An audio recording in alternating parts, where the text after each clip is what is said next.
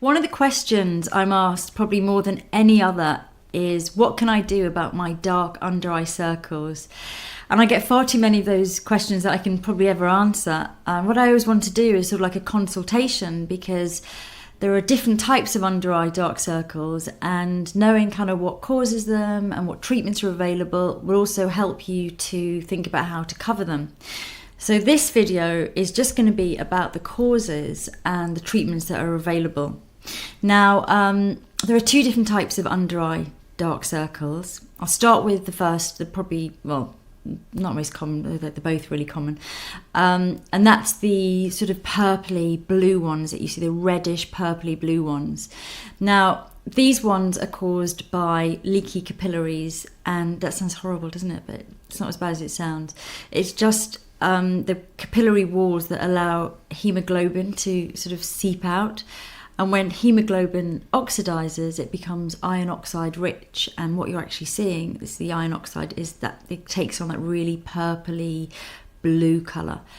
And when you look at your face and you see that you have those under your eyes, what you're actually seeing is you're seeing the capillary loops in the dermis, which is why it's really probably more common in pale skins, because you've got that translucency and the skin under the eyes is very thin anyway. So what you're seeing is what's called hemosiderin, which is what happens when it hemoglobin oxidizes.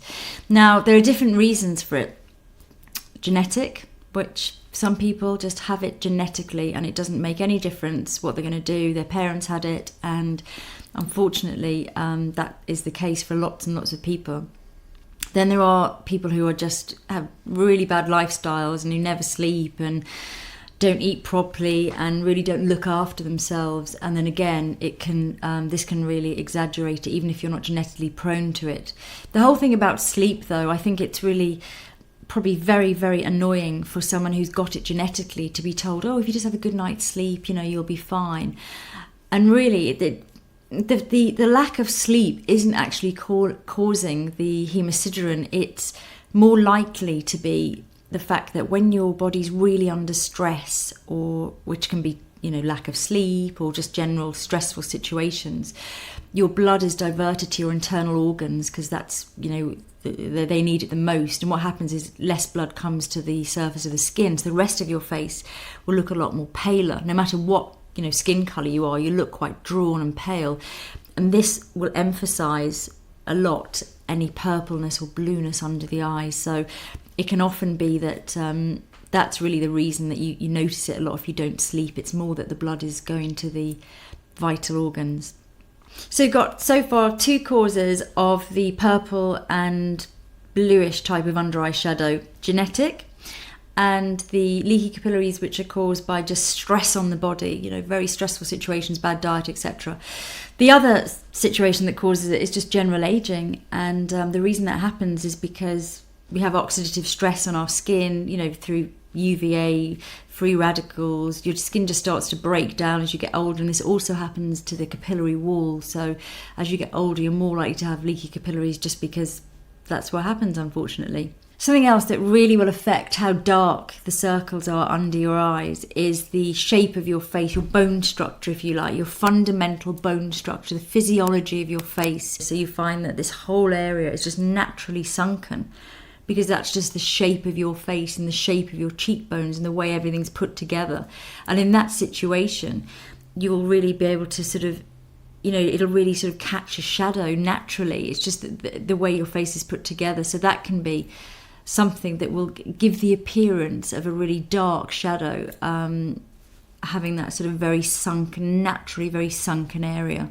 So the next type of under eye shadow is due to pigmentation under the eyes, and this is more the browny, dark, almost yellowy, almost greeny type of shadows you see people with. Interestingly enough, a study was done which showed that women, particularly Indian and Asian girls that are genetically disposed to the darker pigmentation under the eyes, they're much less likely to get fine lines and wrinkles till much later in life, whereas the Caucasian women that were tested, much more likely to get the fine lines and the wrinkles, but not to get the pigmentation. It definitely points to a melanin thing, and it is definitely a genetic factor.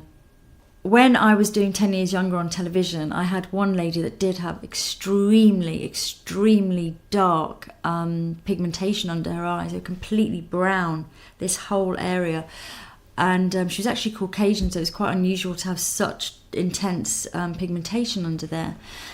And we actually resorted to IPL, which did have a really great effect. So if it's something that's a real problem and you're just beside yourself, if you find a really good dermatologist, IPL I found had quite a good effect in breaking down the pigmentation. I think she had about 3 sessions and it was really, really greatly reduced. So let's talk about treatments and particularly ingredients that are good for pigmentation under the eyes. Now, the most sort of extreme one is hydroquinone, and this is something that you can get from doctors and dermatologists. It's not available over the counter, certainly not in this country anyway. It really does lighten pigmentation. That is a fact. However, it does have quite a few side effects, one of which is that it almost kills off and destroys the cells that are responsible for creating the melanin, so it leaves your skin a little bit vulnerable, and lots of people prefer not to go there. But in extreme cases, I guess it could be helpful.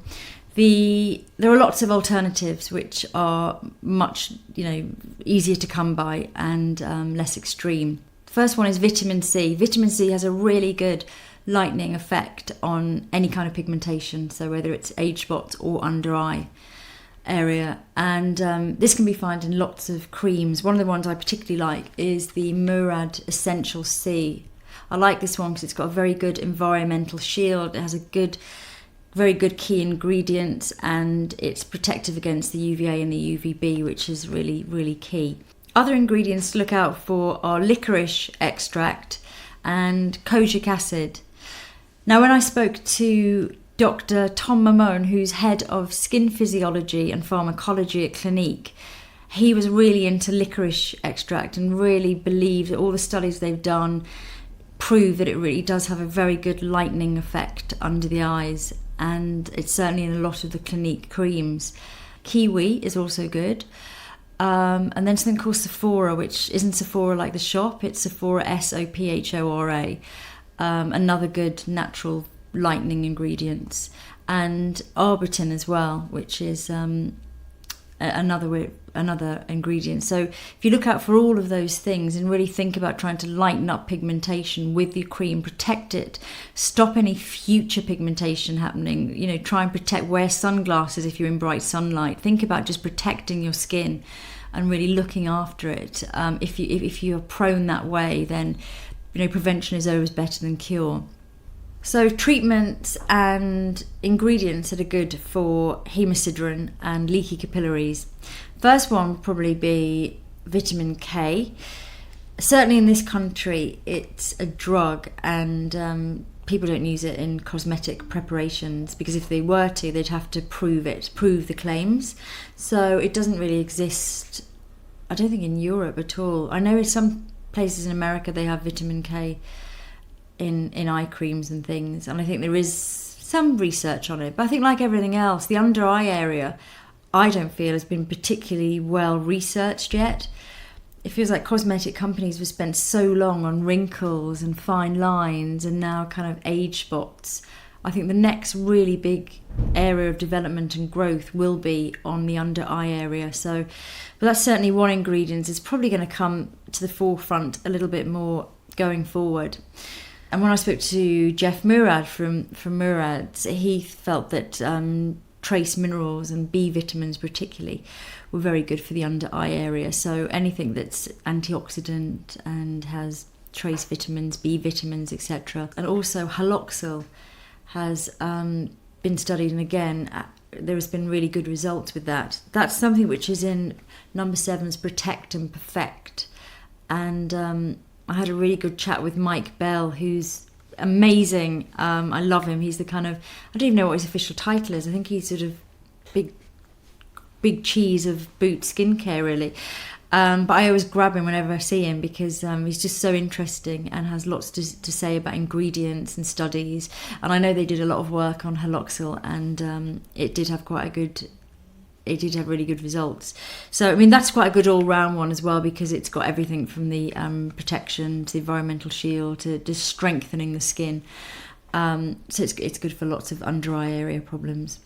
So that's it, and I hope it was useful. As I say, I really get the sense from all of these companies that they're really just starting to get their teeth into the under-eye area, that they've focused for so long on other problems, that I think it is really the next big growth area in treatment and cures in a way. I know that certainly when I spoke to Dr. Tom Mamon from Clinique, he said that they've now got a team just working, a big team who are just working on eyes. That's all they have to do, just research on under eye area. And he felt that particularly with the pigmentation issue, that they're going to have a really big breakthrough within the next 1 to 2 years, because they're on a real 2-year program there. So that'll certainly be interesting. And that's a vibe I got actually from all of the companies I spoke to, that eyes is going to be the next big thing. So hope that was useful, and thanks for watching.